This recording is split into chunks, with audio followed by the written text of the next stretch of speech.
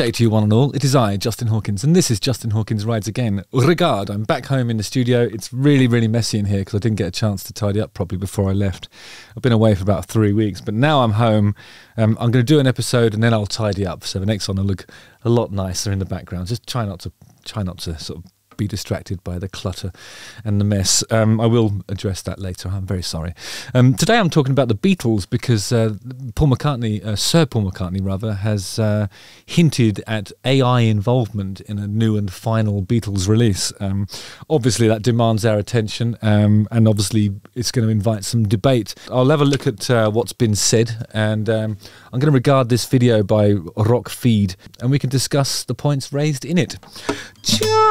Justin Hawkins Rides Again. I've just woken up after a long journey. I'm very sorry for the quality of my voice. Again.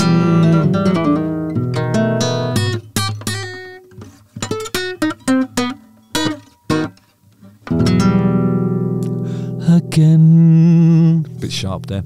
Who cares? Not I. Sir Paul McCartney has come out and said that AI was used to create a new and final Beatles song.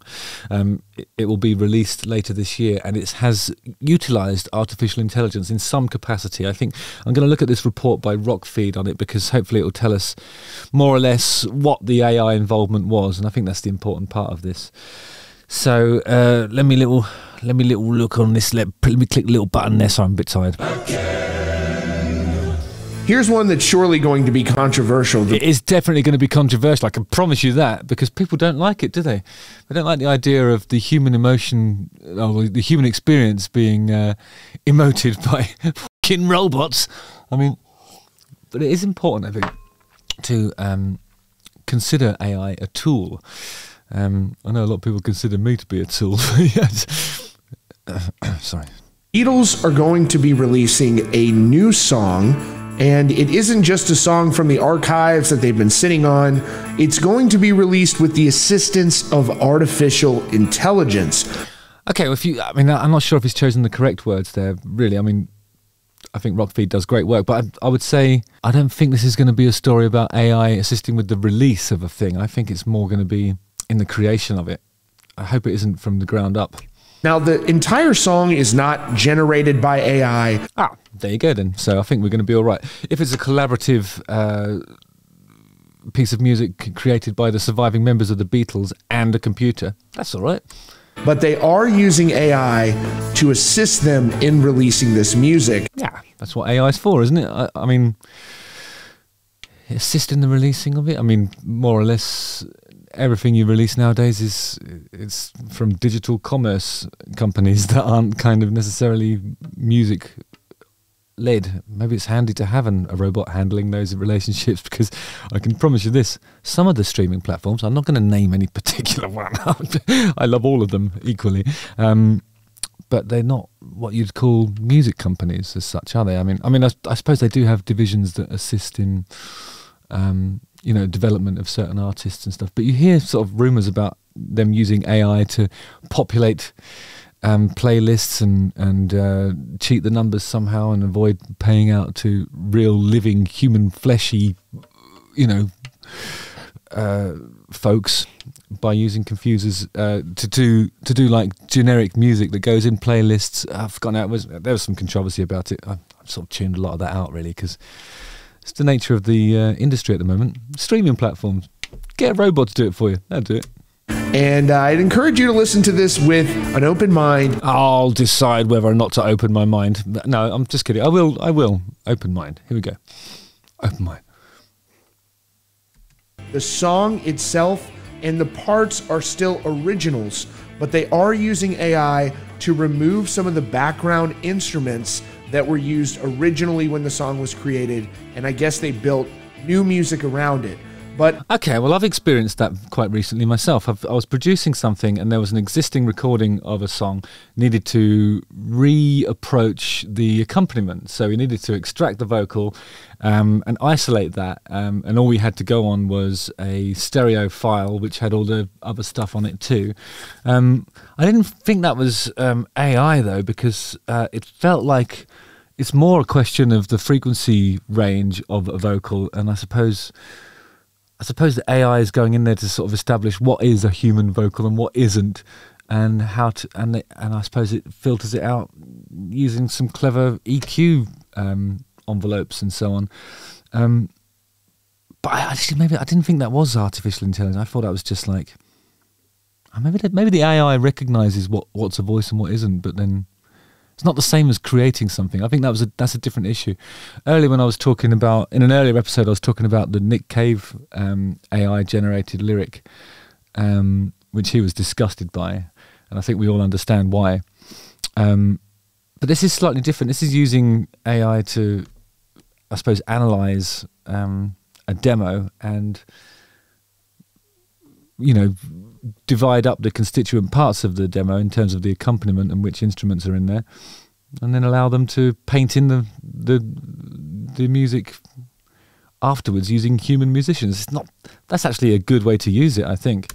Paul McCartney spoke to BBC Radio earlier today and detailed an unnamed Beatles track that will be released that was built out from a John Lennon demo tape. This is my favourite piece of graphic interpretation here. So there's a picture of John Lennon's face at 1 minute 42, some waves that represent sort of the naturally occurring thought processes going into a brain, and then the other half of the brain is like computerified, and then the lines that come out on the other side aren't wavy at all. They're more like the pattern on these trousers. So it looks like a sort of circuit board that comes out the other side, and it's all superimposed over John Lennon's face. It's brilliant. To be clear, the music isn't AI generated, but you can think of it in terms of it being AI assisted, because to make things as simple as possible, they used AI technology to separate John Lennon's voice from the instrumentals in the background on the demo. And with his clean voice, they put that on top of instrumentals that they recreated in the studio at a later time. So that is exactly what I was talking about before. That's a really smart way to use AI. I didn't realize it was AI. I actually thought it was something else, but if it is, then it is. Okay, so Paul McCartney said, when we came to make what will be the last Beatles record, it was a demo that John had that we worked on. We were able to take John's voice and get it pure through this AI, so that when we could mix the record, as you would normally do, it gives you some sort of leeway. There's a good side to it and then a scary side, and we'll just have to see where that leads. Yeah, I think that's a really good point. I suppose the good side is that sonically it gives you options when you have a historical recording. The scary side would be if you then extracted that vocal and then told the computer to create the accompaniment for it. Then, I don't know, I think there's... I don't know, if you're asking like an autonomous sentient robot to write a song in the style of the Beatles, we're lost. We have lost, especially when there are members of the Beatles like Sir Paul McCartney, still living. It's not something you want to see. And then presumably it would mean that you could do that with all of the Beatles' music. You could actually just go through the entire catalogue, extract the vocals on every single song the Beatles ever recorded, and then get a computer to put some... Imagine how horrible that would be. For some reason, I'm imagining that when a computer does it, it'll be like...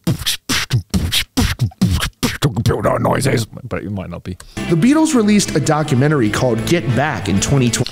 I covered Get Back a while ago because I thought that was just a brilliant piece of footage, and everybody was talking about it back then. The Beatles have a knack of just staying... Oh, just riding the zeitgeist at some point. They're just always there, aren't they? Always there. The Beatles are always there. No, no, no, no, no, no, no. Howard's Way. I bet you weren't expecting that to come up in this episode, were you? And Paul McCartney said director Peter Jackson showed him how AI could be used to enhance audio. Okay, so this is what Peter Jackson said to Sir Paul McCartney. He was able to extricate John's voice from a ropey little bit of cassette. It had John's voice and a piano. He could separate them with AI. They could tell the machine, that's a voice, this is a guitar, lose the guitar. And he did that. So how do you tell a machine which bit is the voice? Do you point to a certain frequency range, or do you sort of... How do you click on a voice? I'm too tired for this. There are already numerous examples of models being built of musicians' voices to make remixes of songs. An account on TikTok went viral called Kanye Western, which involved Kanye West's voice. That sounds good. An artificial intelligence model of it singing popular country hits. It begs the question whether in the future a band could use this AI technology to create new music with a vocalist who has passed on. It doesn't sound like it's doing much in the way of creating, does it? I mean, it's just... This is probably the right way to use artificial intelligence. I mean, you're not sending off a robot to say, you know, do a load of creative stuff, you know, pull a song out of the air, study the ether and the zeitgeist and find a song that will connect with millions of people. What they're actually doing is saying, extract the voice from this, please. And the robot's going, okay, I'll find out what bit the voice is, and then I'll get that for you. Presumably it doesn't work first time. You know, maybe you just need to sort of fiddle with the parameters of it a little bit and just get it going. It sounds more like, I don't know, it does sound... Sounds more like something to do with a frequency range rather than a... But how are they doing that? How are they doing that? If they get the... maybe they sort of... If it works like this, okay, so you get the whole stereo, or even a mono file which has like music and singing on it. Maybe it listens to what bits the singing is and then re-sings it using the computer voice and studying the accent and the cadence and the gait and the affectations of the vocal performance that's on that thing. If it recreates that using computers, that's really clever. Maybe that's how they do it, and then there's no separation issues because it's not just extracting it with EQ, it's recreating something that's sat in a bed of other stuff. That would be really clever. Wow, computers, they can do anything nowadays, can't they? It sounds like the technology was used to clean up the voice that was actually really recorded. But the day will come, and it will come sooner rather than later, when AI tools are used to generate music from scratch. And it'll probably sound pretty good. Whether or not the audience will tolerate it is another story. So is it a good thing? I think it's... I mean, it sounds like a really handy thing to have in this very specific instance when the vocalist concerned with a demonstration recording is not available to redo the vocal, and you need to extract it. I mean, that's a brilliant use for it if that's it. Is it scary?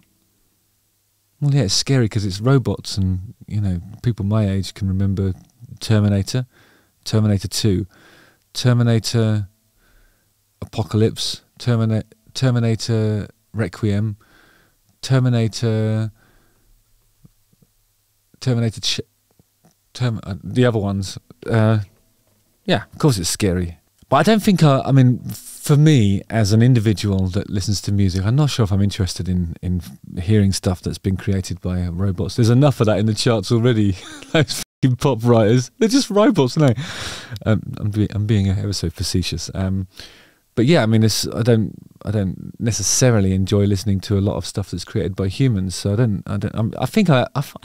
would say I am quite open-minded to it. I'd love to hear a great song, whether it's created by a robot or a human being. But I think the day a robot creates a great song, I'm not sure if I'll be alive for that really, but we'll see how it goes. I mean, it sounds like they're using it as a tool in the same way that you might use something like Auto-Tune or Melodyne, which, you know, those are plugins or applications that